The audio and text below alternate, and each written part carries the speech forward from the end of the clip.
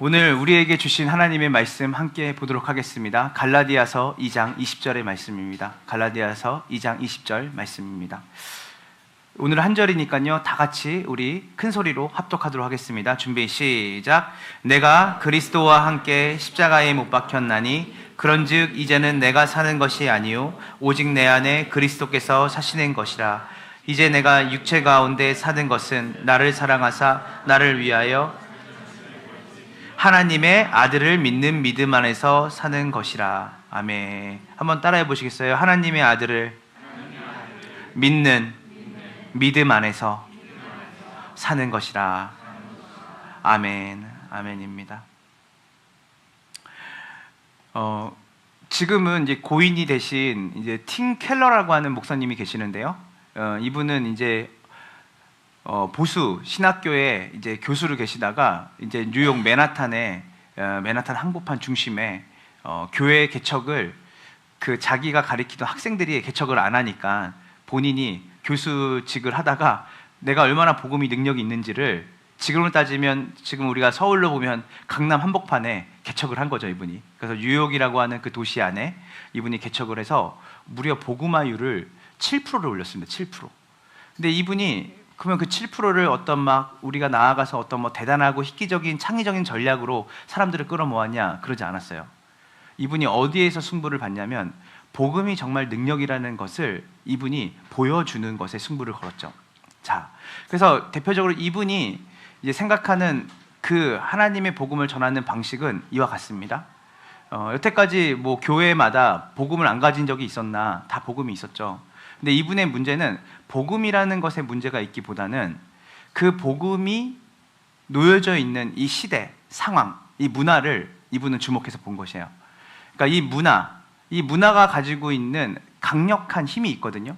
그래서 우리 아이들이 지금 초등학교 4학년, 2학년, 이제 7살인데요.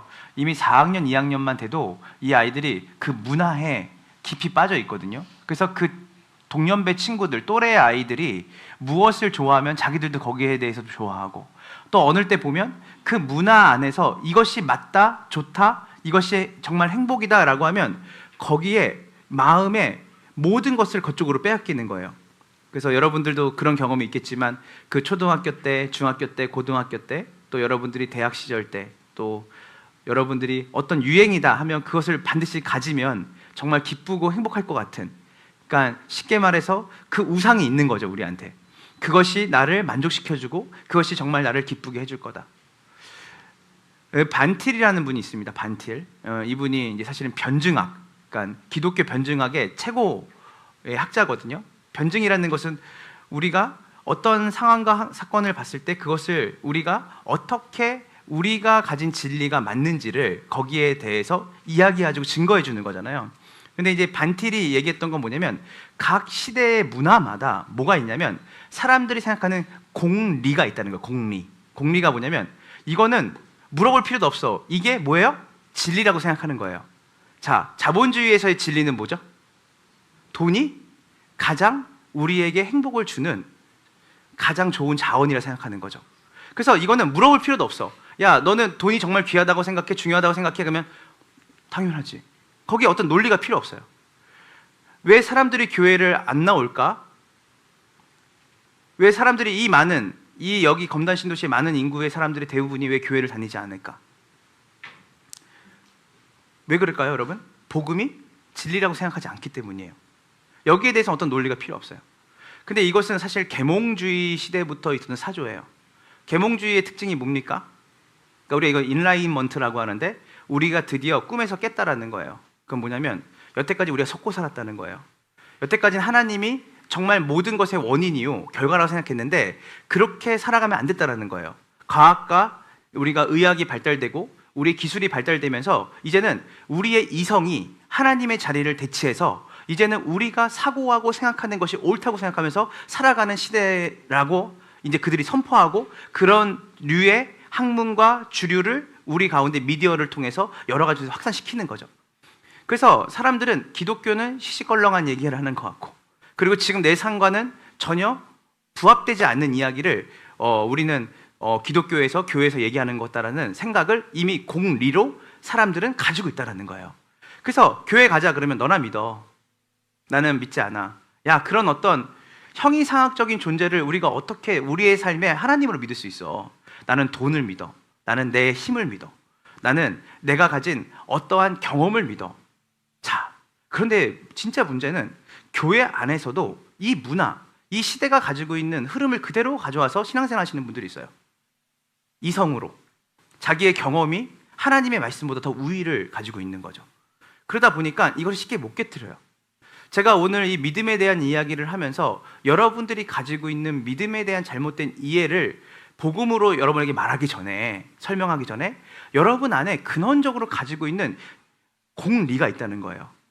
제가 그 중에 하나가 대표적인 겁니다. 여러분 지난 시간에도 우리가 다윗을 통해서 얘기했던 것처럼 뭐가 있냐면, 여러분에게 뭐냐면 반드시 어떤 결과는 뭐를 통해 주어져요? 원인이 있어야 결과가 주어진다는 거예요. 우리가 뭔가를 했기 때문에 그런 일들이 발생한다는 거예요. 이거를 뭐라 그러냐면 인과율이라고 합니다. 인과율. 그래서 우리가 무언가가 있었기 때문에, 우리가 어떤 일을 행했기 때문에 그것이 결과로 그렇게 주어지는 것이지, 우리가 아무것도 하지 않았는데 그런 원인을 제공하지 않았는데 그런 결과가 나올 리가 있다 없다? 없다는 거예요. 이건 단순히 율법주의를 얘기하는 게 아닙니다. 제가 어릴 때 늘 여러분이 이제 군사 독재 시대를 거쳐서 우리가 민주화 시대 거치면서 저는 어릴 때 국민학교 때 늘 들었던 게 뭐냐면 근면성실해라. 그래서 저희 때는 6년 개근이 진짜 많았거든요. 그러니까 한 14반까지 있었어요. 저희 시골 학교인데 14반 때 한 반에 60번까지 있었거든요. 근데 거기 가면 6년 개근을 딱 상을 타면 거의 1년 개근은 거의 다 탄다고 보면 돼요. 6년 개근도 3분의 2가 못 타서 못하면 마음이 막 무너져요. 그만큼 뭘 강조했냐면 근면성실을 강조했고, 너가 뿌린 대로 거두기 때문에 네가 어떻게 행동하냐에 따라서 너의 모든 자산이 거기서 결정이 되는 거야. 그래서 제 안에서 이런 시대적인 사상, 사조, 그리고 우리 아버지, 어머니 시대 때 늘 얘기했던 거, 근면해라, 성실해라, 그리고 네가 어떤 일을 하든 열심히 해라, 거기에 대한 뭐가 나온다? 결국은 뿌린 대로 거두게 된다는 거예요. 그러니까 우리가 지금 가지고 있는 믿음에 대한 생각과 이해가 단순히 바리새인과 그 당시 예수님이 세상에 살고 있었던 율법주의에서 나온 게 아니라, 어쩌면 우리가 뭐냐면 기브 앤 테이크에 익숙한 시대에 살고 있는 거죠. 그래서 우리가 믿음을 생각할 때도 여기서 못 벗어나는 거예요. 그 문화죠. 페이백하는 문화. 내가 열심히 노력한 만큼 그것에 대해서 얻게 되는 결과. 그래서 우리가 하나님도 항상 뭐예요? 보응하시는 하나님, 보상하시는 하나님으로 이해하게 되는 것이죠.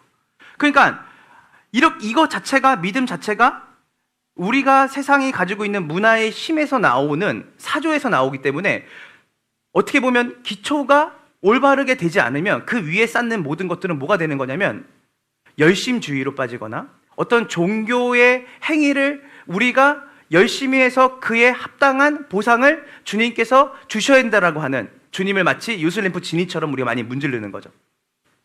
그래서 주일 예배 오는 것도, 헌물을 내는 것도 우리 안에 뭐예요? 암묵적으로 뭐가 있냐면 보상 심리가 있는 거예요. 그래서 복음은, 따라해보세요. 복음은 은혜를 선포한다.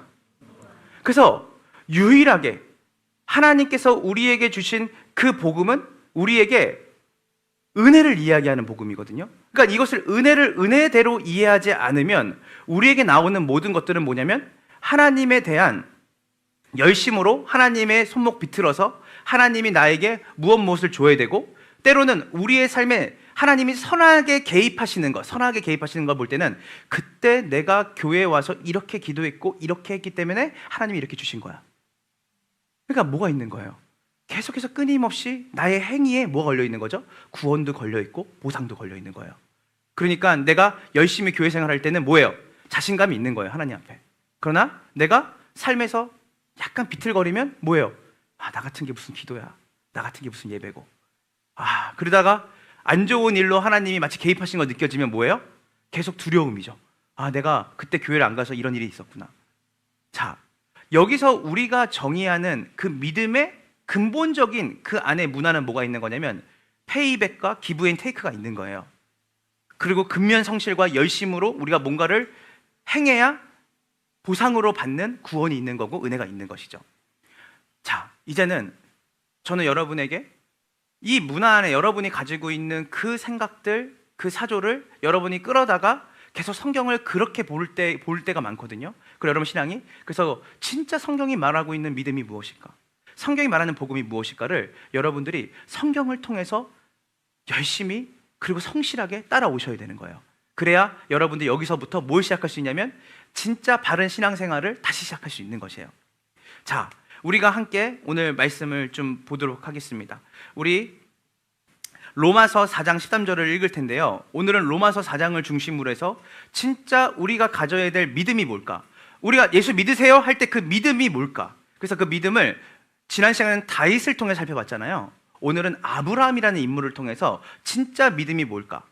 그래서 우리가 다윗과 아브라함의 믿음이 차별성이 있을까? 아니, 전혀 없어요.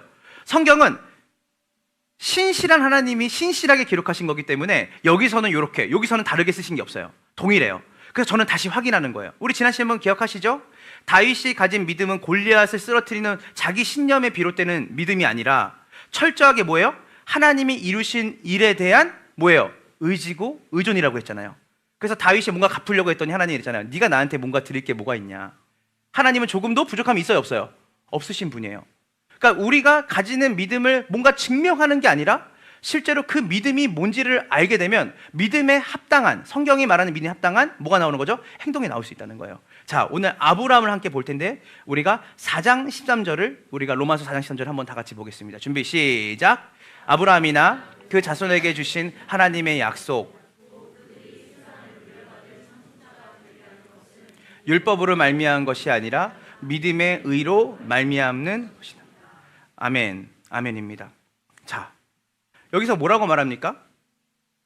우리가 아브라함을 믿음의 조상이라고 말하잖아요. 믿음의 조상, 믿음의 조상 아브라함은. 그래서 우리가 항상 믿음을 얘기할 때 아브라함에 대한 이야기를 많이 해요. 근데 우리가 믿음의 조상이라고 아브라함을 얘기할 때 우리가 바로 어디에 집중하게 되죠? 아브라함이 하나님 앞에 이삭을 바치고, 아브라함이 하나님 앞에 경건하게 살아가는 그 어떠한 행동들을 우리 성경을 통해서 싸그리 모아서 아브라함의 일에서 믿음의 조상이 된 거야. 자, 그런데 오늘 로마서 4장 13절은 사도 바울이 아브라함의 삶 전체를 누가 해석하는 거냐면 성경이 성경을 해석하는 거예요. 여러분들이 아브라함의 믿음이 어디에 뿌리를 두고 있는 믿음인지를 여러분들이 한번 같이 보셨으면 좋겠습니다. 자, 뭐라고 말하죠? 아브라함이나 그 자손에게 주신 하나님의 약속, 그들이 세상에 물려받을 상속자가 되리라는 것은 뭘로 말미암는 것이 아니라고요? 행위로 말미암는 것이 아니라는 거예요. 뭐예요? 오직 믿음의 의로 말미암는 것이다. 자, 여러분이 다른 표현이지만 동일한 뜻으로 성경에서 계속해서 이 단어를 계속 혼용해서 써요. 한번 따라해 보시겠어요? 은혜, 믿음, 언약. 그래서 믿음, 은혜, 언약은 뭐예요? 속성이 같아요. 다시 얘기하지만 은혜는 은혜 따로, 믿음 따로, 약속 따로가 아니라는 거예요. 믿음과 은혜와 언약이라고 하는 약속은 뭐예요? 동일한 뜻을 다르게 표현하고 있는 거예요. 자, 여기서 뭐라고 말했어요? 아브라함이 하나님의 약속의 성취자요, 하나님의 약속을 받은 자요, 곧 그 아브라함을 통해서 모든 자손이 하나님의 상속자가 된다라는 것은 뭘로 말미암는 것이 아니에요? 율법, 아브라함의 어떤 대단한 행동이나 행위로 말미암는 것이 아니라 뭐예요? 내가 뭐라 했어요? 믿음, 약속, 은혜라고 그랬잖아요. 믿음의 의로 말미암는 것이니라. 다르게 뭐렇게 말할 수 있어요? 은혜로 말미암는 것이니라. 자, 그래서 우리가 약속과 믿음과 은혜를 우리가 같은 내용이지만 다른 표현을 한다고 말했죠. 그러면 여기서 중요한 건 뭐예요? 아브라함의 행위와 행동으로 우리가 구원을 받고 하나님의 자녀가 되는 것이 아니라 결과적으로 뭐예요? 오직 누구의 은혜로? 하나님의 은혜로 아브라함이 뭐가 된 거예요? 하나님의 유산을 상속받는 하나님의 자녀가 되고 하나님의 은혜를 입은 구원자가 된다는 거예요. 구원받을 자가 된다는 거예요. 자, 여기서 우리가 놓치지 말아야 되는 첫 번째 핵심이 있습니다. 그게 뭐냐면요, 아브라함 자체가 뭔가 주도권을 갖고 아브라함이 하는 어떤 행동에 따라서 하나님이 뭐요? 언약을 이루시거나 하나님이 구원을 이루시는 것이 아니라는 거예요. 자, 이 말은 다르게 말해서 어떻게 말할 수 있죠? 이 언약을 이루시고 구원을 이루시고 그리고 우리를 하나님의 자녀로 하나님의 자손으로 삼으시는 그 놀라운 일들은 누가 주도권을 갖고 하시는 거예요? 하나님이 주도권을 갖고 하시는 거예요. 아브라함이 가진 어떤 율법을 지키는 행위가 아니라 오직 하나님이 주신 은혜로 하나님이 그것을 뭐 하신다는 거예요? 이루신다는 거예요. 자, 계속해서 읽어볼게요. 로마서 4장 16절입니다. 로마서 4장 16절 준비 시작. 이런 까닭에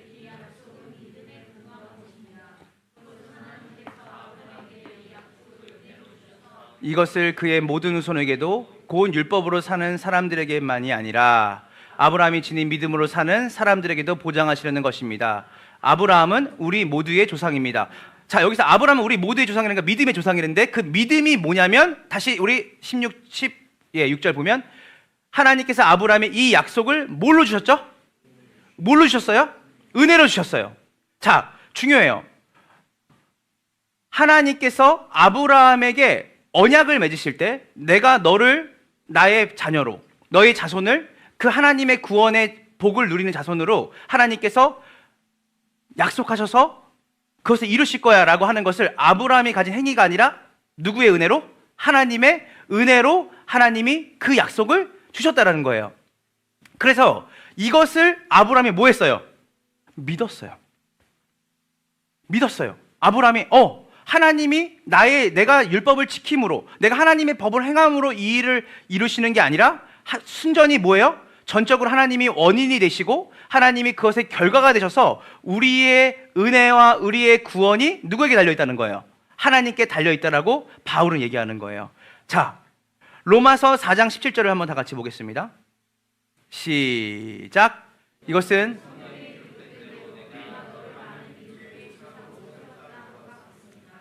이 약속은 믿은 하나님, 다시 말하면 죽은 사람을 살리시며 없는 것들을 불러내어 있는 것이 되게 하시는 하나님께서 보장하신 것입니다. 자, 죽은 자를 살리시고 없는 것을 있는 것 같이 부르시는 분, 죽은 데서 생명을 만드시고 무에서 유를 만드시는 분. 자, 하나님이 아브라함을 불러냈을 때 아브라함하고 사라한테 뭐라고 말했죠? 너희 태에 뭐예요? 내가 생명을 주겠다, 자손을 주겠다. 그때 사라가 웃었잖아요. 왜냐하면 이미 아이를 낳을 수 없는 존재였다는 거예요. 이미 그들은 나이가 많아서 이미 할아버지 할머니가 됐어요. 자, 뭔 말이에요? 그들이 어떤 자기의 실력과 조건이 돼서 하나님이 너희가 열심히 노력하면 아이를 내가 줄게가 아니라 뭐예요? 이미 아이를 낳을 수 없는 그 존재에게 하나님 뭘 약속하신 거예요? 자손을 약속하신 거예요. 이건 뭐예요? 무에서 유를 만들겠다는 거예요, 하나님이. 그래서 하나님은 생명에서 생명을 만드신 게 아니라 아브라함에게 너가 아이를 낳을 수 없는 죽은 자와 같이 된 너희들의 몸에서 누굴 낳겠다는 거예요? 하나님이 생명을 낳고 생명을 주시겠다는 거예요. 이 말이 의도하는 바가 뭐예요? 하나님께서 이 약속의 이유와 원인이 되시겠다고 얘기한 거예요. 그래서 바울은 이 로마서 4장에서 뭐라냐면 아브라함이 믿음의 조상이 되는 것은 남다른 믿음의 은혜를 받고 또 보상을 받을 만한 그의 열심과 원인과 조건에 있는 것을 잊지 않다는 것을 가르치기 위해서 로마 4장을 쓴 거예요. 우리가 가진 그 복음, 우리가 가진 그 구원이 우리의 행위와 우리의 노력과 우리가 가진 어떤 조건에 있지 않다는 것을 바울은 아브라함을 통해서 이야기하지만 실제로 아브라함이 우리의 믿음의 조상이 된다는 것은 아브라함이 가진 그 믿음이 지금 우리가 가진 믿음과 뭐 했다는 거예요? 동일한 믿음이라는 거야. 그래서 로마서 4장 1절 2절을 우리 또 같이 읽어보겠습니다. 로마서 4장 1절 2절입니다. 시작.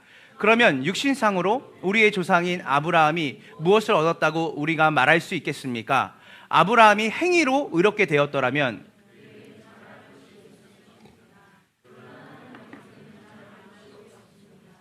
자, 만약에 아브라함이 육신상 조건, 자기가 어떤 자기 힘과 능력으로 무엇을 얻었다고 우리가 말할 수 있겠습니까? 아브라함은 자기가 가진 어떤 조건으로 자손을 낳은 게 아니에요. 자기가 가진 어떤 조건으로 하나님의 말씀 앞에 합당한 삶을 산 사람이 아니에요. 그랬으면 2절에 뭐라 그래요? 그에게 자랑할 것이 있었을 거지만 그가 하나님 앞에서 자랑할 것이 있어요, 없어요? 없어요. 이 말이 뭐예요? 아브라함에게 원인이 없다는 거예요. 하나님이 원인이 되셔서 하나님께서 약속하신 것을 하나님이 이루셨다는 것에 대한 대표적인 인물이 누구냐면 아브라함이에요. 자, 여기서부터 우리는 주일학교 때부터 들었던 아브라함. 우리 아브라함처럼 믿음이 많아야 돼. 믿음이 커야 돼. 우리는 믿음을 보여줘야 돼. 그게 아니라는 거예요. 아브라함의 행위가 아니라 그의 의롭다 하심이 그가 가진 어떤 실력과 조건에 있지 않고 오직 하나님께 있다라는 것을 보여주는 대표적인 인물이에요. 그래서 아브라함이 우리에게 하나님 앞에 자랑할 것이 있어요, 없어요? 없어요. 그럼 우리는 우리의 믿음을 다른 사람에게 자랑할 게 있어요, 없어요? 없죠. 자, 그래서 진짜 복음을 알게 되면 겸손해지는 거예요. 복음적 삶은요, 지식을 자랑하는 게 아니에요. 진짜 그 복음을 알면 내가 하나님 앞에 구원받을 만한 은혜가, 자랑할 만한 그 은혜를 내가 받을 만한 자격이 돼요, 안 돼요? 없어요. 하나님이 주신 거예요. 그렇게 받은 사람이 누군가에 대해서 왜 너는 예수 안 믿어? 나처럼 믿어야지. 이렇게 말할 수 있는 태도가 나와야 안 나와요? 나올 수가 없어요. 그래서 팀 켈러라고 하는 목사는 그렇게 얘기했어요. 아까 말했던 리디머 철치라고 뉴욕에서 복음으로 승부를 걸었던 이 목회자는 뭐라냐면, 은혜에 굶주려 있는 세상 가운데 진짜 은혜를 그들이 경험하게 되면 그들의 삶이 예수 그리스도를 닮은, 믿음의 선배들을 닮은 겸손함이 나올 수밖에 없다 라고 얘기했죠. 자, 그래서 아브라함이 자랑할 것이 없다라는 말은 그의 믿음이 뭘로 주어졌다? 따라해보세요. 은혜로 주어졌음을 이야기하는 것이죠. 그래서 내가 얻은, 우리가 뭘 자랑할 게 있어요. 자랑하지 말라고 했잖아요. 여기서 자랑할 게 없다고 했잖아요. 그러나 우리가 자랑할 수 있는 게 한 가지 있어요. 그게 뭔지 알아요? 우리에게 행하신 하나님의 놀라운 구원의 은혜를 자랑해야 돼요. 와, 나 같은 사람을 하나님이 그 놀라운 은혜로 나를 구원하셨구나. 그래서 우리는 그 간격으로 살아가는 사람이 되어야 되는 거예요. 우리가 받은 구원으로 누군가를 잣대로 들이대면서 그 사람은 왜 하나님의 은혜를 왜 붙잡지 못했지? 그 행위가 아니라고 했어요. 순도 100%의 하나님의 은혜로 우리 같은 사람이 구원을 받은 거예요. 그래서 왜 우리 같은 사람을 구원했지? 몰라요. 성경은 그것에 대해서 정확하게 답하지 않아요. 그러나 우리의 머리로는 이해할 수 없는 하나님과 사랑과 은혜가 우리를 이 자리에 부른 것을 성경은 감사하라고 말하는 거예요. 그래서 로마서 4장 3절 8절을 우리 또 읽어보도록 하겠습니다. 로마서 4장 3절부터 8절입니다. 준비, 내용을 이해하면서 읽어보세요. 준비, 시작. 성경이 무엇이라고 말합니까? 아브라함이 하나님을 믿으니 하나님께서 그를 옳았다고 여기시다 하였습니다. 일을 하는 사람에게는 품삯을 은혜로 주는 것으로 치지 않고 당연한 보수로 주는 것으로 생각합니다. 그러나 경건하지 못한 사람을 의롭다 하시는 분을 믿는 사람은 비록 그의 믿음이 의롭다고 인정을 받습니다. 그래서 행한 것이 없어도 하나님께서 의롭다고 여겨주시는 사람이 받을 복을 다윗도 다음과 같이 말하였습니다. 하나님께서 잘못을 용서해 주시고 죄를 덮어주신 사람은 뭐가 있다? 복이 있다. 주님께서 죄 없다고 인정해 주실 사람은 복이 있다. 자, 여기서 이제 누가 얘기를 한 거냐면 다윗이, 따라해보세요. 다윗이 시편 34편을 통해서 아브라함의 위치를 얘기하는 거예요. 이건 제가 얘기하는 게 아니라 바울이, 지금 잘 보세요. 로마서는 누가 썼어요? 바울이 썼어요. 근데 바울이 로마서를 썼는데 바울이 누구를 인용해요? 시편 34편에 다윗이 했던 말을 가지고 그 시편 34편에 다윗이 누구에 대해서 얘기를 해요? 아브라함이 받은 복에 대해서 얘기를 하는 거예요. 자, 보세요. 여기서 뭐라고 말하냐면 아브라함이 하나님을 믿으니 하나님께서 그를 의롭다고 여기셨다 하였습니다. 그러면서 아브라함에 대한 평가를 이렇게 하는 거예요. 다윗이 일을 하는 사람에게 품삯을 은혜로 주는 것으로 치지 않고 당연한 보수로 주는 거 생각합니다. 자, 보세요. 여러분 오늘 주일날 이 교회에 왔잖아요. 여러분 주일에 한 번 교회 올 때마다 여러분에게 100만 원씩 드릴게요. 그럼 여러분에게는 은혜는 없는 거예요. 왜냐면 여러분들이 뭘 보수를 받았으니까, 100만 원을 보수를 받았으니까. 맞아요, 안 맞아요? 그러니까 내가 일을 하는 사람에게 품삯을 은혜로 주는 것으로 치지 않고 당연한 보수로 주는 사람. 그러니까 일을 하는 사람은 내가 당연히 일을 했기 때문에 이 은혜를 받는 게 마땅하지, 내가 이 돈을 받는 게 마땅하지 라고 하는 거예요. 그러나 5절에 뭐냐면 그러나 경건하지 못한 사람을 의롭다게 하시는 분, 그러니까 아무 일도 하지 않고 하나님이 바라는 바대로 살지 않는 사람을 하나님이 뭐라고 하냐면 너는 의롭다, 너는 귀하다, 너는 정말 구원받기에 합당한 사람이라고 하는 분은 아무 공로가 없어도 그의 믿음이 의롭다고 인정을 받습니다. 이 말이 뭐였냐면 어떠한 내가 상을 받을 만한 보상을 받을 만한 삶을 살지 않았는데 하나님이 뭐냐면 그냥 우리를 의롭다고 하신 거예요.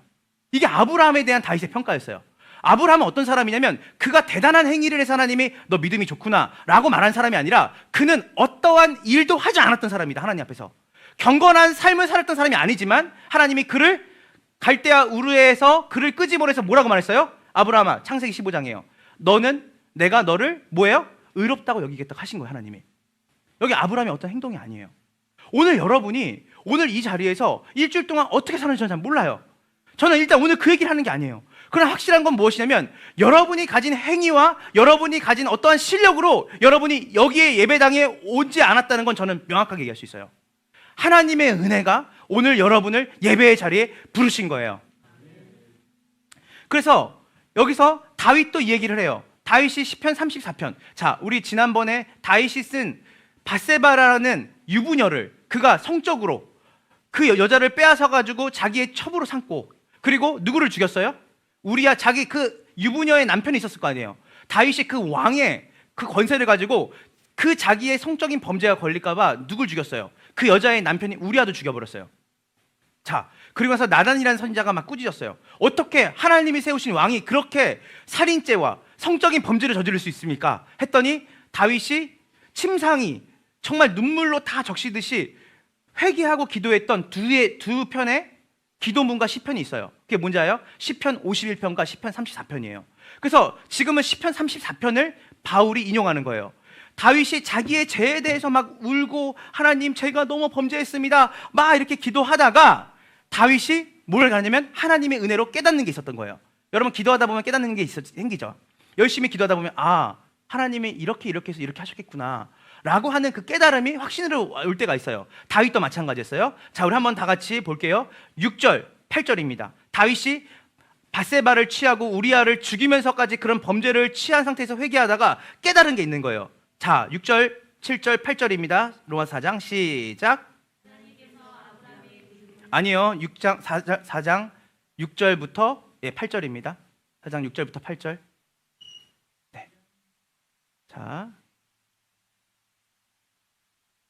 네, 6절 8절에 시작. 그래서 행한 것이 없어도 하나님께서 의롭다고 여겨주시는 사람이 받을 복을 다윗도 다음과 같이 말하였습니다. 하나님께서 잘못을 용서해 주시고 죄를 덮어주신 사람은 뭐가 있다? 복이 있다. 8절 주님께서 죄 없다고 인정해 주실 사람은 복이 있다. 자 여기서 이제 여러분이 하나님의 성품을 이해할 필요가 있어요. 하나님은 죄가 있는 사람인데 죄가 없다고 여기시는 분이에요? 절대 그렇지 않아요. 하나님은 죄에 대해서 여러분이 정죄하지 마. 근데 여러분 아세요? 하나님은 죄를 정죄하시는 분이에요. 그분이 죄에 대해서 용납하시고 죄를 우리가 졌는데도 그걸 내버려 두시면 그분 하나님이 아니에요. 그분의 성품은 죄에 대해서 미워하시는 분이에요. 그런데 다윗이 지은 죄가 뭐였어요? 성적인 범죄와 그것을 감추기 위해서 그 여자의 남편까지 죽였잖아요.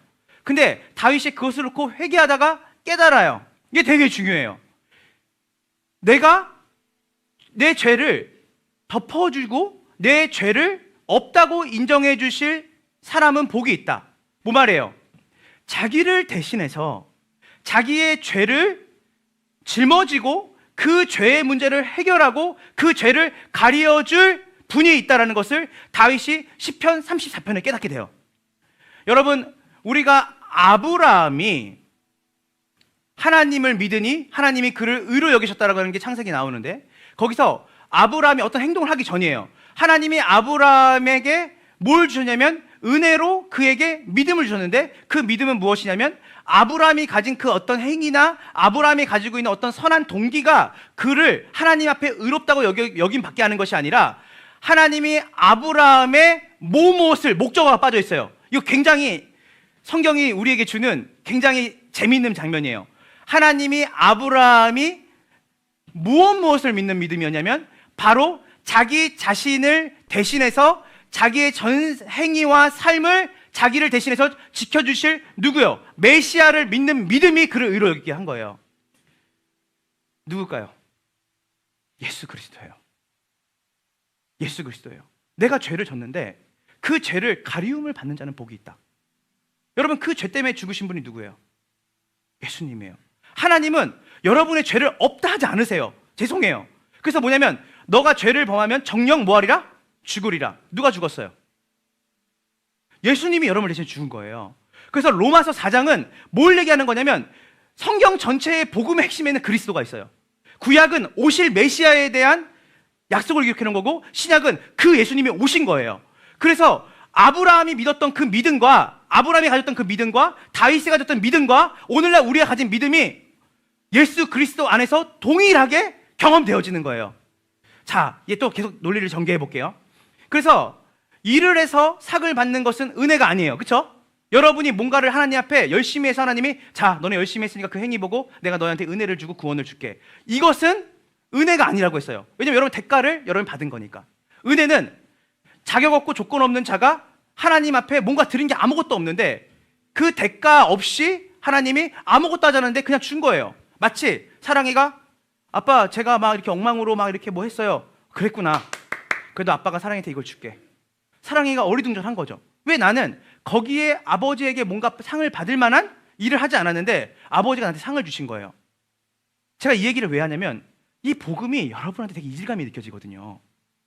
왜냐하면 이 이질감이 느껴져서 죄책감이 사는 거예요. 여러분 사실은 이 이질감 때문에 여러분들이 은혜가 왕노릇하는 이미 하나님 나라에 들어왔는데 여전히 죄와 사망이 왕노릇하는 삶으로 여러분들이 신앙생활을 해요. 제가 말하는 거는 행위가 필요 없다는 게 아니에요. 우리가 어디서부터 우리의 믿음의 본질을 이해하고 있느냐가 굉장히 중요해요. 여기서부터 우리의 행위가 나와야 되는데 이거 자체가 뭐냐면 계속해서 뭔가를 깨트려야지, 뭔가를 드려야지, 그래서 예수님이 기뻐하시지. 아니에요. 그렇게 접근하면 안 돼요. 여러분이 아무것도 하지 않았을 때 여러분은 의롭게 여기셨어요. 그래서 내가 지은 죄에 대해서 회개하고 빌고 간구해서 용서를 받는 게 아니에요. 여러분 진짜 회개의 의미가 뭔지 아세요? 회개는 내가 그때 잘못해서 주님 내가 이거를 빕니다, 용서합니다. 그게 아니에요. 진짜 회개는 뭔지 알아요? 우리를 죄에서 사망에서 구원하신 그 예수 그리스도의 은혜와 사랑을 내가 누리지 못하고 살아가는 자로서 내가 뭐 한 거예요? 하나님이 기뻐하시지 않은 일을 한 거예요. 그래서 진짜 회개는 뭔지 알아요? 이미 우리에게 주신 그리스도의 은혜와 사랑에 내가 부합되는 삶을 살지 않은 것에 대해서 회개하는 것이지, 여러분들이 내가 회개를 열심히 안 했더니 하나님이 나를 이렇게 치시나 봐, 하나님이 내가 용서를 이렇게 많이 울면서 빌지 않으니까 하나님이 이렇게 하셨나 봐. 아니에요. 내가 지은 죄에 대해서 회개하고 빌고 간거에서 용서를 받는 것이 아니라 하나님께서 그냥 그 죄를, 예수님이 하신 그 일을 나의 일처럼 여기시고 나의 죄를 용서해 주는 자는 복이 있다고 얘기한 거예요. 그 여러분이 회개할 때 왜 눈물이 나야 되는지 알아요? 후회 때문에 눈물 나는 게 아니에요. 내가 그때 그 일 하지 말았어야 되는데, 내가 그때 그것 때문에 내 피해를 다 입네, 이게 아니에요. 뭐예요? 나에게 주신 그 한없는 은혜와 사랑을 내가 배반하고 내가 그 은혜에 합당한 자로 살지 못한 것 때문에 하나님께 죄스러운 마음으로 나가는 거예요. 그게 행동에 대한 후회가 아니에요. 그분이 주신 사랑에 반응하여 살지 못하는 삶에 대한 돌이킴이에요. 로마서 4장 9절부터 10절을 우리가 또 한번 읽어보도록 하겠습니다. 준비 시작. 그러면 이러한 복은 할례를 받은 사람에게만 내리는 것입니까? 우리는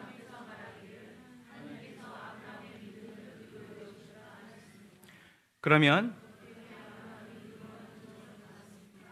그가 할례를 받은 후에 그렇게 되었습니까? 그렇지 않으면 할례를 받기 전에 그렇게 되었습니까? 그것은 할례를 받은 후에 된 일이 아니라 할례를 받기 전에 된 일입니다. 자, 이 얘기가 무슨 얘기냐면요. 자, 할례시냐 무할례시냐 무할례시냐 할례시냐 뭐 헷갈리죠, 이게. 뭐 할례가 계속 나오니까. 자, 아브라함이 하나님 앞에 내가 너에게 자손을 주고 너희 자손을 진짜 번성하게 해서 하나님 나라에 확장하는 일에 너희 자손을 내가 정말 저 별가처럼 많아지게 할 거야. 언제예요? 아이가 있었어요, 없었어요? 없었어요. 하나님이 언제 약속하신 거예요? 따라해보세요. 창세기 15장. 이때 아브라함이 할례를 받기 전이에요, 받은 후예요? 자, 이 할례가 신약에 넘어와서 세례가 된 거예요. 자, 그러니까 우리 이제 세례를 받으신 분도 있으시겠지만, 자, 그래서 이 할례는 구약에서 하나님의 백성이라고 하는 징표였어요. 근데 아브라함이 할례를 언제 받은지 아세요? 창세기 17장에 받아요. 자, 이 말은 뭐예요? 아브라함이 할례를 받아서 하나님이, 자, 이제 네가 세례를 받고 네가 그러니까 이제 너는 하나님의 백성이야, 이때 얘기한 게 아니라는 거예요. 뭐예요? 아브라함이 할례든 율법이든 어떤 것도 지키기 전에 뭐 한 거예요? 하나님 먼저 뭘로 시작하신 거예요? 내가 너를 통해서 뭐 할 거야? 온 세상이 복을 받는 일을 할 거야. 내가 너를 존귀하게 여길 거야. 시작이 여기예요. 그리고 이로부터 오랜 시간이 걸린 이후에 아브라함이 창세기 17장에 뭐예요? 할례를 받아요. 자, 여러분, 우리가 율법이라고 말하는 십계명이라고 말하는 십계명 아시죠? 찬송가 뒤에 보면 나오잖아요. 이 십계명이 언제 줬는지 아세요? 아브라함이 죽고 나고 나서 400년 있다 십계명을 줘요. 그러니까 뭐예요? 율법을 지켜서 구원받는 게 아니에요. 할례를 받아서 구원받는 게 아니에요. 이미 하나님께서 우리를 뭐 한 거예요? 구원하시기로 작정하시고 하나님께서 주도적으로 내가 너를 나의 백성으로 내가 뭐 하겠다는 거예요? 세워가겠다라는 하나님의 의지와 하나님의 전적인 은혜가 우리를 뭘 만드는 거예요? 하나님의 자녀로, 하나님의 백성으로, 하나님의 구원받을 사람으로 만들어 가시는 거예요. 그래서 여러분, 우리 창세기 15장에서 하나님이 아브라함에게 약속하시죠? 너는 너희 몸에서 내가 아이를 줄 거야. 그리고 그 아이를 통해서 뭐예요? 하늘의 별을 볼래? 셀 수 없는 자손을 줄 거야. 애가 없는데. 그랬더니 아브라함이 이것을 그때는 믿었어요. 아, 주님, 제가 하나님이 그렇게 하실 것을 믿어요. 우리 그럴 때 있잖아요. 우리가 어느 수련회나 어떤 뜨거운 집회를 가면, 뜨거운 예배를 드리면 확신이 차잖아요. 와, 하나님, 지금 제가 진짜 아무것도 없지만 하나님이 그 일을 능력 있게 행하실 줄 믿습니다 하는데 어때요? 나중 되면, 아, 그때 내가 그때 어떤 정신으로 그런 기도를 했지? 아, 내가 어떤 마음으로 그렇게 내가 그걸 믿었지? 아브라함도 똑같았어요. 15장에 하나님이 아브라함에게 약속을 하셨잖아요. 이렇게 자손에 대한. 근데 아브라함이 그것을 믿었다가 16장, 17장까지 가기 전에 16장, 15장과 17장 근간에 뭐냐면 아브라함이 탈락해요. 어떤 탈락을 하냐면 하갈이라고 하는 여종에게 들어가서 누굴 낳냐면 이스마엘이라고 하는 남자를 낳아요. 아이를. 자, 원래 하나님이 다른 여자의 몸에서 아이를 준다고 해서 안 준다고 했어요? 하나님이 약속한 그거 아니에요. 누구예요? 사라를 통해서 하나님이 아브라함에게 뭐 약속하신 거예요? 자손을 약속하셨잖아요. 근데 아브라함이 불신이 든 거예요. 왜냐면 나이는 먹을 대로 먹었는데 이러다가 후사를 저 종에게 줘야 되는 거예요. 자기 종에게. 그러니까 뭐예요? 그 사라의 여종에게 들어가서라도 뭐예요? 둘이 부부가 짝짝 맞은 거예요. 자, 이렇게 해서 우리가 아이를 낳아서 아이의 후사를 넘기시다. 이건 뭐냐면 하나님의 약속에 대한 뭐예요? 불신이에요. 불신. 근데 하나님이 17장 1장 1절에 이 하갈을 통해서 이스마엘을 낳은 거예요. 원래 이삭을 낳아야 되는데 그랬더니 하나님이 아브라함에게 나타나요. 자, 다 같이 읽어볼게요. 준비 시작. 아브라함의 나이 그에게 나타나셔서 말씀하셨다. 나는 나에게 순종하며 흠없이 살아라. 자, 하나님이 뭐라고 말하냐면 아브라함한테 너 왜 내 말 믿지 않았어? 이 말이에요. 너 나의 말에 순종했어야지. 거룩하게 살았어야지. 네가 왜 하갈에게 들어가서 이스마엘을 받냐? 이게 인간적인 생각이잖아요. 하나님이 주신다고 했는데 못 기다린 거예요, 자기가. 근데 이렇게 되면 뭐예요? 내가 여태까지 너한테 약속했던 거 취소야. 15장에 했던 거. 아, 어떻게 네가 내 말을 이렇게 안 들을 수가 있어? 너 내가 믿으라고 했잖아. 너 안 믿었지? 자, 너 말고 이제 다른 사람 찾아봐야겠다. 이렇게 말할까요? 말하지 않을까요? 하나님이 창세기 17장 2절부터 4절을 봅시다. 뭐라고 말하는지 시작.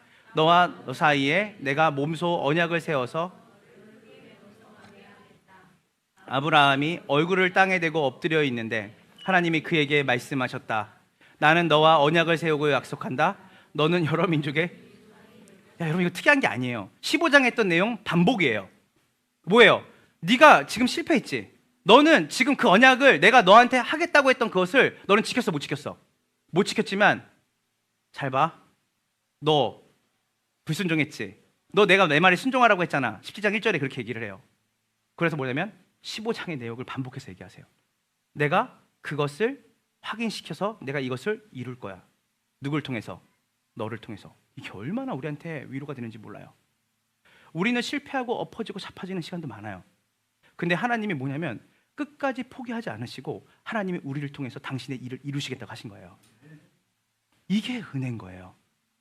그래서 15장의 약속이 무엇인지, 그리고 그 약속을 17장에서 하나님이 거듭 얘기하시면서 말씀하시고자 하는 게 뭐예요? 이 약속의 주인이 누구라는 거예요? 너가 아니야, 나야. 여러분, 우리가 약속을 누군가가 할 때 약속을 지키라고 하는 건데, 약속을 우리가 지킬 수 있는 실력과 능력이 우리에게 영원하지 않잖아요. 그래서 어느 약속은 지키죠. 그러나 어떤 약속은 지키지 못할 때가 있죠. 다 그런 경험 있으실 거예요. 그러나 하나님은 전능하시고 전지하신 분이에요. 이 분의 가장 기본 속성이에요. 그래서 그분은 자신이 약속하신 것을 지킬까요, 안 지킬까요? 지키세요. 우리와 달라요. 우리의 사조가 어디에 들어와 있냐면, 계속해서 하나님이 우리의 도움이 필요하실 것 같다는 생각이 들어요. 그렇지 않아요. 하나님은 여러분의 도움이 필요하신 분이 아니에요. 그럼 이 부분에서, 이 지점에서 우리가 예배를 드리는 것과 우리가 하나님 앞에 헌물을 드리고 우리가 전도를 하는 게 어떤 의미인지 생각해 봐야 돼요. 하나님이 다 하실 수 있는 일에 왜 우리를 하나님이 부르셨을까? 여기서 여러분의 신앙의 진지한 고민이 시작되는 거예요. 하나님, 오늘 예배 나와주시니까 감사하죠. 하나님, 제가 헌금 드려주니까 개척교회 그래도 보증되니까 좋으시죠. 하나님이 이렇게 말씀하세요. 네가 나를 만으로 여기는구나. 얘야, 네 교만하구나. 다윗에게 했던 말 똑같은 말을 하세요. 하나님이 약속의 주인이 되세요. 제가 이전에 있던 교회 원로 목사님들이 하는 말이 있어요. 사람 의지하지 말고, 돈 의지하지 말고, 하나님의 교회, 하나님이 인도하신다. 하나님이 세우시면 하나님이 교회의 살림을 하나님이 주관하시는 거지. 항상 사람들이 힘을 가지고 뭔가를 자기가 좀 가지면 교만하거든요. 그래서 그걸 가지고 내가 하나님을 돕는다고 생각해요. 그래서 우리가 복음을 복음대로 아는 게 왜 중요하냐면, 우리가 하나님을 도울 수 없는 사람이에요. 아브라함이 하나님을 도와서 하나님의 나라를 이뤄갈 수 있는 게 아니에요. 하나님이 아브라함을 들어다가 쓰시는 거죠. 그게 아브라함에게 기쁨이 되고 그게 아브라함에게 영광이 되는 거예요. 왜냐하면 하나님이 나 같은 자를, 깨어지고 부서지고 연약한 자를 통해서 어떤 나라를 이루시니까, 당신의 존귀하고 위대한 나라를 우리를 통해서 이루신다는 것에 감격과 기쁨이 주어지는 것이에요. 이제 말씀을 마무리하려고 합니다. 자, 그래서 하나님이 말씀하세요. 내가 너로 큰 민족을 이룰 거야. 장서가, 문현아, 나연아, 아무개야.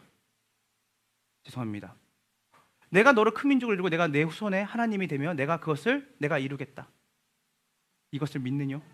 이게 믿음의 핵심이에요. 이것을 믿냐? 근데 우리는 믿어요, 못 믿어요? 믿었다가도 못 믿고 못 믿었다가도 믿잖아요.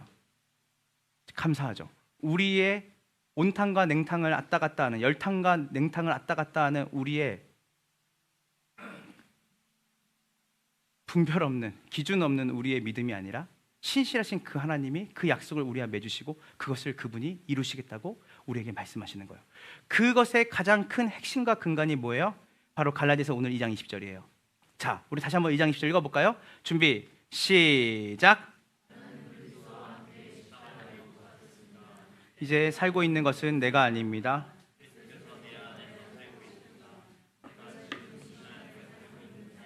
나를 사랑하셔서 나를 위하여 자기 몸을 내어주신 하나님의 아들을 믿는 믿음 안에서 살아. 자, 보세요. 우리의 믿음이 똑같은 내용이에요. 제가 말했죠? 우리가 지난주에 다윗의 믿음이든 아브라함의 믿음이든 표현은 다르지만 내용은 똑같다고 했어요. 바울이 말했어요. 내 믿음의 원인이 뭔지 알아? 내 믿음이 어디서부터 만들어졌는지 알아? 생겨났는지 알아? 하나님의 아들을 믿는 믿음이라는 것은 뭐냐면, 나를 사랑하사 나를 위하여 자기의 몸을 버리신 하나님의 아들이 이루신 일을 근거로 해서 우리에게 뭐가 있는 거예요? 믿음이 생긴 거예요. 믿음은 신념이 아니에요. 내가 믿음을 가져봐야지가 해서 믿음을 가지지 않아요. 하나님이 세상을 이처럼 사랑하사 독생자를 주신 거예요. 그래서 그 사랑을 기반으로 해서 우리가 그 사랑을 경험하게 될 때 뭐가 생기는 거예요? 믿음이 생기는 거예요. 그래서 여러분들이 기독교 신앙을 가질 수 있는 그 일에는 여러분이 어떠한 단 1도 여러분이 가지는 힘과 행위가 들어갈 수 없어요. 그래서 바울이 갈라디아서 2장 20절에 아브라함과 지난번에 다윗의 그 믿음의 본질과 핵심을 똑같이 얘기하는 거예요. 우리의 믿음이, 나는 어떤 믿음을 사냐면, 조용히 해요. 나 예수 믿어요. 다 예수님 믿잖아요. 그럼 예수님을 믿는다는 게 뭘까를 생각해 보셔야 돼요. 그게 뭔지 아세요? 하나님께서 자신의 아들을 내어주셔서 우리의 전부, 우리의 모든 죄를 대속하시고 우리를 하나님의 자녀로 빚어가시고 만드셔서 하나님의 영원한 나라 유업을 우리에게 주시겠다. 그것을 하나님께서 우리에게 그 약속을 가장 선명하고 분명하게 보증으로 주신 분이 누구냐면 예수 그리스도예요. 그래서 여러분이 가진 그 무엇이 믿음을 가져오는 게 아니라 똑같아요. 하나님이 모든 것을 시작하시고 이루신다라고 하는 그 믿음, 그 믿음이 뭐예요? 아들 안에서 믿는 믿음인 거예요. 자, 그래서 나의 믿음이라는 것은 어디에 뿌리를 두고 있는 거냐면 바로 하나님께서 사랑하신 아들을 우리의 죄를 위해서 십자가에 못 박으신 그 은혜가 우리의 믿음을 만들어내는 줄을 믿으시길 간절히 소망합니다. 그래서 우리가 하나님을 알면 알수록 우리의 믿음이 커져요. 그렇기 때문에 우리가 믿음이라는 것은 어떤 의미에서 하나님께서 어떤 분이신지 우리에게 나타내신 하나님의 약속과 은혜가 무엇인지를 알수록 우리에게는 뭐가 더 선명해지냐면 우리에게 주신 하나님의 믿음이 얼마나 크고 놀라운지에 대한 감격과 기쁨이 있는 것이에요. 그래서 우리의 신앙에서 가장 중요한 것 중에 하나가 뭐냐면 따라해 보세요. 알파와 오메가. 하나님 뭐예요? 알파와 오메가세요. 이 말은 뭐냐면 그분이 시작하시고 이루시고 완성하실 거예요. 오늘 여러분들이 이리 쳐이고 저리 치였지만 정말 여러분이 아브라함과 같은 존재로 갈대아 우르에 살고 있는 나, 지금도 하나님이 내가 너를 통해서 놀라운 일을 할 거다. 내가 너를 통해서 내 나라를 세울 거다. 너를 통해서 한 사람이 주를 아는 예수 그리스도께로 돌아오는 그 일을 내가 할 건데 그 일을 너를 통해서 하겠다. 부족하고 연약하고 깨어진 우리지만 하나님이 뭐 하시는 거예요? 내가 그 일을 이룰 거야. 여기에 뭐가 발생하는지 아세요? 성화가 발생하는 거예요. 성화가 뭔지 알아요? 예수 그리스도를 닮아가는 성품을 얘기하는 거예요. 여러분, 우리는 행위로 구원받은 게 아니에요. 그래서 여러분 이런 말 하잖아요. 예수 믿는데 왜 저 따위야? 예수 믿는데 왜 이렇게 믿지 않는 사람보다 성품이 안 좋아? 그거는 누구한테 하는 말인지 아세요? 행위로 구원받는 사람에게 얘기하는 것이에요. 우리는 행위로 구원받는 게 아니에요. 은혜로 구원받아요. 그럼 은혜로 구원받으면 이 은혜가 우리를 뭘로 만드는지 알아요? 우리의 삶을 시간 속에서 예수를 닮은 성품으로 빚어가는 거예요. 그래서 교회를 다닌다고 해서 저 불교에 있는 또 어디 도교에 있는 어떤 무슬림에 있는 그 대단한 사람들보다 우리의 행위가 더 나아서 구원받은 게 아니에요. 그래서 교회는 행위로 구원받는 게 아니라 은혜로 구원받는 사람이 모인 것이에요. 그래서 그 은혜가 시간 속에서 연그러져 가요. 왜냐하면 가장 하나님 앞에 범죄자로 살아갈 수 있는, 하나님 앞에 가장 쓸 수 없는 비인격적인 사람이 그 은혜를 경험하면서 바뀌어져 가는 거예요. 하나님 앞에서 깨끗해서 온 게 아니에요. 그 은혜가 우리를 주님의 형상으로, 아들의 형상으로 빚어 가신다는 거예요. 여기에 소망이 있는 거예요. 너희 안에 착한 일을 시작하신 이가 어디까지? 그리스도의 예수의 날까지 너희를 이르게 하실 거야. 여러분이 이루는 게 아니에요. 그분이 여러분을 빚어 가시고 이루시고 만들어서서 궁극적으로 여러분을 통해서 하나님이 자신이 주신 그 놀라운 은혜가 여러분의 삶을 통해서 말과 삶으로 나타나는 존재로 하나님이 여러분을 만들어 가시고 이루시고 완성하실 것을 믿으시기를 간절히 소망합니다. 그래서 우리가 하나님께 영광을 돌린다는 것. 자, 우리 하나님께 영광을 돌리시다. 이건 박수가 아니에요. 하나님께 영광을 돌리시다. 우리가 찬양을 크게 하는 것도 아니에요. 하나님께 영광을 돌린다는 것은 교회 봉사를 열심히 하는 것도 아니에요. 하나님께 영광을 돌린다는 것은 우리가 분주하게 뭔가를 열심히 섬기고 그분을 위해서 뭔가 종교적인 행동을 열심히 하는 게 아니에요. 하나님의 영광을 위해 살아간다는 건 뭐냐면 하나님이 어떠신 분이신가? 아브라함 같은 나에게 찾아오신 그분은 어떤 분이신가? 그리고 자신의 아들을 나를 위해 내어주시고 우리를 위해 내어주신 그 하나님의 사랑은 얼마나 큰 것인가? 그리고 궁극적으로 그분은 나를 얼마나 사랑하시는가? 이것을 깊이 생각하고 이것을 하나님의 말씀을 통해 알아가면서 자연스럽게 내 삶이 이 하나님의 은혜를 아는 삶으로 살아갈 때 하나님 뭘 받으시죠? 영광 받으시는 거예요. 여러분, 지식이, 훈련이 사람을 변화시킬까요? 변화 못 시킵니다. 오늘 여러분 이걸 지식으로 말씀을 들었잖아요. 아브라함이 이랬구나. 지식 절대 여러분 변화 못 시켜요. 그래서 매주마다 우리가 말씀을 듣지만 이것이 우리의 삶에 변화가 안 돼요. 여러분이 하나님을 더 알기 원한다고 할 때는 그 지식이 아니에요. 사람은 지식과 훈련으로 변화되지 않아요. 뭘로만 변화되는지 아세요? 은혜로만 변화돼요. 제가 이 부분에 대해서 개혁주의라는 저는 그 신학 안에서 제가 구원론을 이해했을 때 저는 제 편에서 뭔가를 해야 되는 신앙을 가졌었어요, 예전에. 근데 제가 이걸 알았어요. 하나님이 다 하신 거구나. 내가 뭔가를 해서 하나님이 내 삶에 선하게 개입하시는 게 아니라 그분이 내 삶을 선하고 아름답게 그분의 나라에 합당한 자로 빚어가시기를 그분이 나를 결정하시고 부르셨구나. 그래서 우리의 모든 삶이 왜 예배가 되는지 아세요? 예배는 반응이거든요. 예배는 원인이 아니에요. 이유가 아니에요. 예배는 무엇에 대한 반응으로 나오는 게 워십이거든요. 그래서 이 값없이 나에게 예수 그리스도 통해 주신 그 은혜가 너무나 감사하고 기뻐서 내가 무엇으로 주님 앞에 내 삶을 드릴 수 있을까? 그것이 구 한말에 수많은 선교사들이 우리나라에 들어와서 허비하듯이 자기의 생명을 버린 이유였어요. 자신의 물질을 아낌없이 들여서 하나님 나라의 선교지에 학교를 짓고 병원을 짓고 빈손으로 갔던 수많은 사람들, 서서평 같은 사람들, 그 사람들이 특별한 사람이 아니었어요. 하나님의 은혜를 은혜로 한 거예요. 그러니까 하나님 앞에 받은 은혜 안에 자기의 삶 가운데 그 은혜로 내가 무익한 종으로 하나님 앞에 내 것을 드릴 수 있는 힘이 어디에 있어요? 은혜를 누리고 그 믿음의 본질을 깨닫게 되니까 그것을 때문에 내가 내 삶의 반응으로 나오는 게 뭐예요? 우리의 모든 삶이 하나님의 영광을 드러내는 통로로 그 은혜를 말하고 전하는 삶으로 우리가 하나님의 영광을 드러내는 것이죠. 릭 어렌이라고 하는 목사님의 이야기를 하고 마치려고 합니다. 릭 어렌 목사님이 이런 말 했어요. 하나님의 은혜의 정원에 있으면, 다시요, 하나님의 은혜의 정원에 있으면 부러진 가지도 열매를 맺는다. 복음은 은혜예요. 오늘 하나님 내 모습이 너무 누추하고 하나님 비참하고 하나님 내가 윤리적으로 도덕적으로 깨끗하지 않은 것 같습니다. 그리고 내 삶 자체가 하나님 앞에서 하나님 앞에 섰을 때 누추해서 내가 하나님 앞에 이 죽음 너머에 섰을 때 제가 어떤 모습으로 설 수 있을까요? 여러분의 모습으로 쓰는 게 아니에요.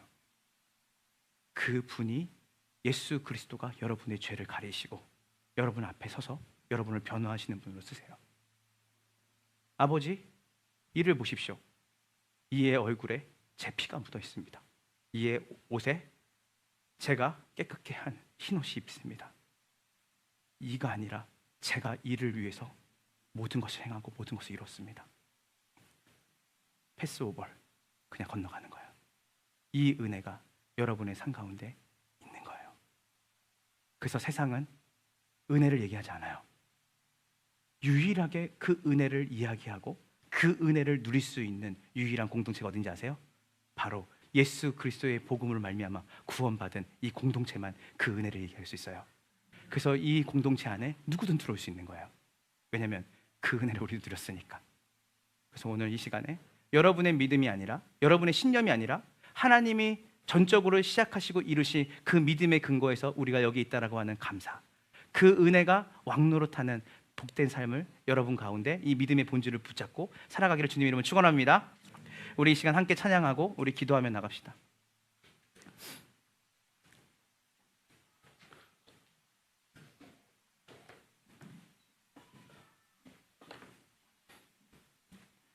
십자가, 이제 우리가 이제 다른 교회들은 다 사순절을 지키고 다 이렇게 특세하는데 제가 있는 장로교 합동 또 그리고 고신 측 여기서는 사실은 사순절을 더 이상 지키지 않습니다. 합동 측은. 왜냐하면 사순절을 지키는 것도 의미가 있지만 사실 사순절보다 더 중요한 건 뭐냐면 그리스도의 십자가의 본질을 붙잡고 우리의 일상에 살아내는 것이고 그리고 우리가 늘 그 부활의 생명을 갖고 살아가는 삶이 중요한 거예요. 그래서 우리가 우리의 몸을 괴롭게 하거나 우리가 뭔가 금식을 해서 뭔가를 몰두하고 그건 개인적으로 해도 돼요. 그러나 우린 교회 전체적으로는 그렇게 하지 않습니다. 앞으로도 할 얘기 말이 없어요. 매일마다 복음이 선포되어져야 되고 매주일마다 복음이 왕노릇해야 되고 은혜가 왕노릇해야 되고 여러분 삶 가운데 어떠한 특정한 그 주간에 뭔가를 주님 앞에 보이기보다는 여러분의 모든 삶이 그 은혜가 여러분 삶 가운데 부어졌다는 것에 감사하고 기뻐하고 화장실 가도 눈물이 나고 길을 가다가도 눈물이 나. 내가 할 게 아무것도 없어. 주님이 다 이루셨어. 그래서 그것에 간격이 있는 사람이 역설적으로 나오는 게 뭐냐면 헌신이에요. 감사하니까. 여러분 진짜 감사함을 경험해 보신 적 있으시죠? 그럼 뭐예요? 그 사람에게 뭔가라도 보답을 하고 싶잖아요. 우린 하나님께 보답해서 갚을 게 없어요. 갚을 수도 없어요. 그분은 우리의 보답을 요구하시는 분이 아니에요. 그러나 우리는 우리의 것을 다 불태워서라도 주님께 드리고 싶은 마음이 드는 거예요. 그 동의는 뭐냐면 예수 그리스도를 통해서 선포된 복음을 우리가 매일같이 기억하고 생각하는 삶이에요. 여러분, 중국 지하교회 성도들의 무덤에 이런 묘비가 많대요.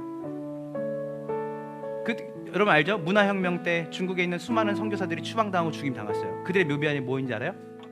죽음 부활이에요. 우리가 죽어도 부활하는 거예요. 여러분, 죽음이 끝이 아니에요. 여러분의 부활이 있어요. 왠지 아세요? 여러분이 부활할 만한 공덕을 쌓거나 선한 행위란 게 아니라 예수님이 여러분과 합쳐져서 그분이 여러분을 대신해서 죽으시고 그분이 부활하셨어요. 그것을 믿느뇨? 성경 말하는 거예요. 너희가 부활을 얻을 만한 뭔가를 한 게 아니라 그분이 여러분의 모든 죄를 십자가에서 다 지시고 다 이뤘다 하셨어요. 그리고 그분이 3일 만에 부활하셨어요. 그분의 부활이 우리의 부활이 된 거예요. 그래서 그 아들을 믿는 믿음 안에 사는 것이다. 그것은 뭐냐면 그분을 아는 삶이에요. 그분이 나의 삶 가운데 이루신 것을 믿는 믿음이에요. 주님이 약속하신 그 일, 주님이 궁극적으로 다 이루실 것을 믿습니다. 그 안에 핵심에 예수님이 계시죠. 오늘 이 시간 찬양하며 우리 곡조 있는 기도로 우리 주님 앞에 말씀 기억하며 찬양하며 나갑시다.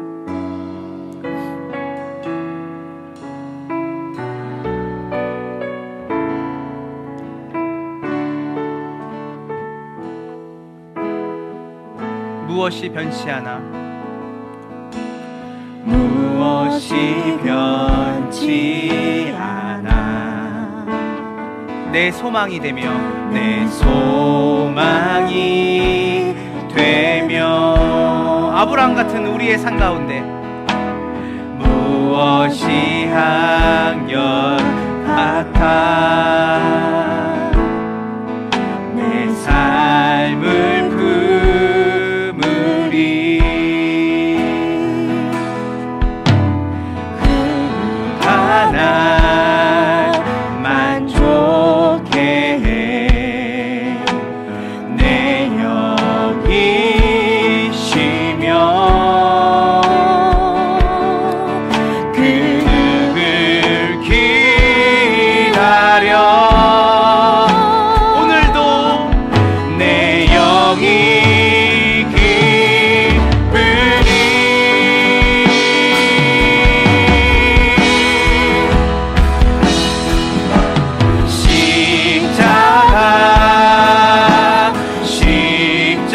십자가 그 그늘 아래 내 소망이 있네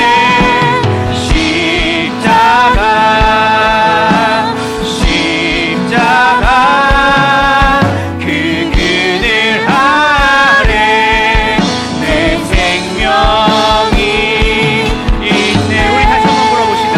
무엇이 변치 않아 무엇이 변치 이것이 아브라함과 다윗과 바울에게 소망이 되었죠.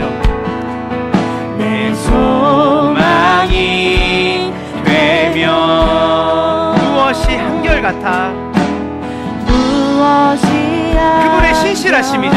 같아 내 삶을 품으리 그 하나 만족해 내 영이시며 그 누굴 기다려 그 누굴 기다려 다윗이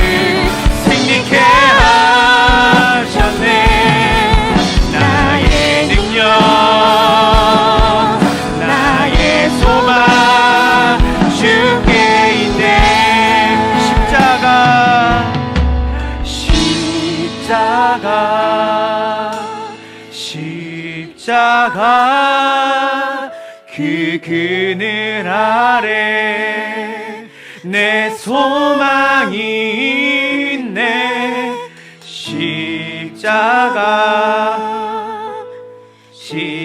십자가 그 그늘 아래 내 생명이 있네. 우리 다 같이 눈을 감아 봅시다. 우리 양육반에서 하나님 나라 관점으로 봤죠? 창세기 1장 2장, 요한계시록 21장 22장, 그 중간 사이를 사자성어로 엉망진창이라고 했어요. 그러나 하나님이 결국 교회를 통해서 승리하시죠. 하나님이 교회를 통해서 그의 나라를 세워가시죠. 그래서 그것을 그 역사 속에서 아는 자는 자신의 삶을 반응해서 향유를 깨트려요. 그것은 조건이 아니에요. 이미 그 결과를 아는 자로서, 하나님이 원인 되시는 자라는 것을, 하나님이 원인 되신다는 것을 아는 자로서 드리는 거죠. 저는 오늘 복된 우리 함께하는 교회 성도들이 하나님, 여전히 비루하고 남루한 인생입니다. 그러나 하나님, 우리에게 소망이 있는 것은 우리의 행위에 우리의 믿음이 있는 게 아니라 바로 약속하신 당신의 그 은혜와 당신의 약속 안에 내 믿음이 예수 그리스도 안에서 주어졌음을 고백합니다. 주님, 그것에 감사합니다. 그 은혜가 내 안에 있다는 것에 감사합니다. 지금은 우리가 이리 쳐이고 저리 치이는 자 같지만 하나님, 궁극적으로 하나님이 우리를, 하나님의 영광을 드러내는 존귀한 자로 주님이 우리를 빚어가실 줄로 믿습니다. 당신의 능력 안에 우리의 소망이 있습니다. 그리고 하나님, 동시에 우리 함께 기도하며 나갈 때 하나님, 우리가 더 늦기 전에 우리가 하나님의 은혜를 기억하고 묵상하며 그 하나님에 대한 알미 깊어져서 그 하나님의 은혜에 반응하는 삶으로 우리의 삶이 드려지기를 원합니다. 예배의 삶으로 드려지기 원합니다. 한 주간 우리의 삶을 살아가면서 여러분, 지치고 어렵고 때로는 넘어지고 엎어질 때마다 오늘 아브라함에게 너의 행위가 아니다, 너가 가진 그 어떤 실력이 아니라 내가 너를 구원하기로 결정했다, 내가 너를 통해서 나의 나라를 이뤄가겠다, 그 소망과 희망의 메시지가 여러분의 실력에 있지 않고 하나님께 있다는 것에 기쁨을 얻으시고 거기에 힘을 얻으시고, 내가 쓰임받을 수 있겠는가가 아니라 주께서 나를 쓰시겠다고 구원하셨으니까 주님이 나를 빚어가실 거라는 그 소망을 붙잡고 여러분 나아가시는 한 주 되게 하시고, 하나님의 은혜에 반응하여서 은혜가 동인이 되어야 돼요. 복음이 동인이 되어야 돼요. 복음은 은혜예요. 그 말할 수 없는 그 은혜가 동인이 되어서 살아가는 예배의 삶, 넉넉하게 사람들에게 베푸고 정죄하지 않고 교만하지 않고 사람을 판단하지 않는 것은 그 은혜가 내 삶에 부어졌다는 것을 아는 사람의 태도예요. 하나님, 오늘 내가 그 은혜를 아는 삶으로서 한 주간 우리의 삶이 넉넉하게 그 은혜를 보여주고 나타내는 하나님의 영광을 드러내는 삶이 되기 원합니다. 우리 시간 다 같이 주님 앞에 기도하며 나갑시다. 주님, 감사합니다. 오늘 이 시간 가운데 우리의 가운데 주시는 은혜, 주님이 주시는 그 사랑, 하나님, 우리한테 선한 것이 없습니다. 하나님, 우리가 아브라함 같습니다. 아브라함이 하나님의 약속을 기다리지 못하고 하나님이 그를 의롭다고 말씀하셨지만 그의 삶 가운데 의로움이 나타난 적이 없습니다. 그러나 하나님, 그러나 아브라함을 하나님 정말 그 손을 붙잡고 하나님이 그 아브라함을 통해서 하나님의 하실 일들을 우리에게 보이십니다. 하나님, 다윗도 하나님, 우리가 골리앗을 쓰러뜨리는 그 믿음을 보지만 그 믿음이 아니라 철저하게 하나님을 의존하지 않고서는 하나님이 이루시는 일에 대해서 하나님, 우리가 거기서 우리의 믿음의 뿌리를 두지 않으면 그 다윗도 아브라함 하나님 아무것도 주님 앞에서 드릴 것이 없는 존재임을 고백합니다. 바울이 그것을 알았습니다. 내가 나된 것은 오직 하나님의 은혜다. 내가 나된 것은 하나님의 은혜다. 내가 하나님 앞에 살아가는 그 믿음은 내가 만들어낸 믿음이 아니라 바로 그 아들을 아는 그 믿음, 그 아들을 아는 믿음, 예수께서 십자가에서 우리의 모든 것을 이루시고 우리의 죄를 대속하시고 하나님 그 은혜를 우리에게 주셨습니다. 우리가 가진 의가 아니라 그분이 주신 그 의로 말미암아 의 있는 믿음으로 사는 것입니다. 하나님, 오늘 살면서 그 은혜가 동인이 되어서 하나님, 우리의 삶 가운데 정말 우리의 이웃과 우리 주변 사람들에게 그 은혜의 삶의 태도, 은혜를 받은 자로서의 겸손함, 자격 없는 자에게 부어주시는 하나님의 은혜가 동인이 되어 믿음으로 살아가는 삶이 무엇인지를 하나님, 우리가 넉넉한 마음으로 하나님, 우리가 남을 판단하고 비판하고 안에 정지하는 것이 아니라 우리를 정지하지 않으시고 그리스도 예수 안에서 살리시고 회복하신 하나님의 은혜의 근거에 살아가는 복된 우리의 한 주간의 삶이 되게 하여 주시옵소서. 오 하나님 감사합니다. 오늘 말씀처럼 우리가 믿음으로 산다는 것은 그리스도 예수께서 이루신 그분의 놀라우신 은혜 안에 사는 삶이라는 것을 우리가 보았습니다. 하나님, 우리의 열심과 우리의 대단한 어떤 행위가 하나님 우리를 믿음 있는 자로 만드는 것이 아니라 이미 하나님께서 우리를 부르실 때부터 우리에게 그 믿음을 주셨습니다. 은혜로 주어졌습니다.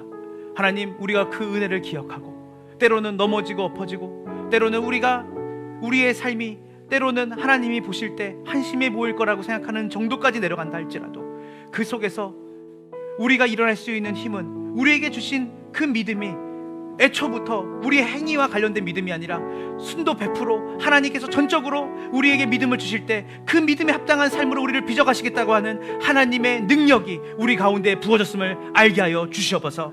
그리하여서 하나님, 그 은혜 때문에 길을 가다가도 눈물이 나고 밥을 먹다가도 눈물이 나고 우리의 삶 가운데 그리스도를 통해서 대가 없이 일한 자가 사고로 받는 은혜가 아니라 경건하지 않았던 우리의 삶, 죄인 되었을 때는 우리의 삶, 그 삶에 부어주신 그 은혜가 우리를 영원한 하나님 나라의 백성으로, 하나님 나라의 완성된 그 하나님의 천국으로 우리가 백성이 되어지는 하나님 놀라운 은혜까지 우리에게 이미 주셨다는 것에 감사하며 그 은혜에 반응하여서 주님 앞에 우리의 옥합을 우리 이웃들에게, 우리의 지인들에게 그 은혜의 넉넉함을 보여주고 깨트릴 수 있는 하나님 복된 인생들 되게 하여 주시옵소서. 지금은 우리 구주 예수 그리스도의 은혜와 아버지 하나님의 크신 사랑과 성령 하나님의 교통하심이 예수 그리스도 안에서 믿음으로 살기로 결단하는 그 은혜가 왕노릇하는 백성으로서 한 주간의 삶을 살기로 결단하고 그것을 묵상하며 하나님이 영광 받으시는 그 삶, 아들을 아는 삶, 그 믿음을 주신 그 하나님의 은혜를 아는 삶으로 살기로 결단한 우리 함께하는 교회 모든 성도들의 삶 가운데 지금으로부터 영원까지 함께 있을지어다.